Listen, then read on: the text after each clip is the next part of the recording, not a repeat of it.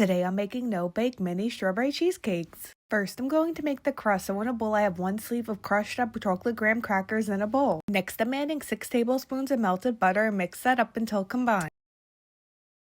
Next, I have a muffin pan with liners in it. I'm going to add a scoop of the chocolate graham cracker into each one and press it in, and then place this in the fridge for 1 hour.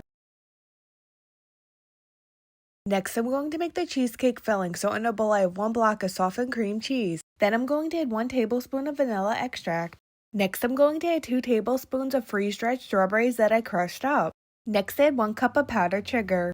Mix that up until smooth. Then fold in 4 ounces of whipped topping. I took the crust out of the fridge. I'm going to add a scoop of the cheesecake mixture on top of each one and spread that out.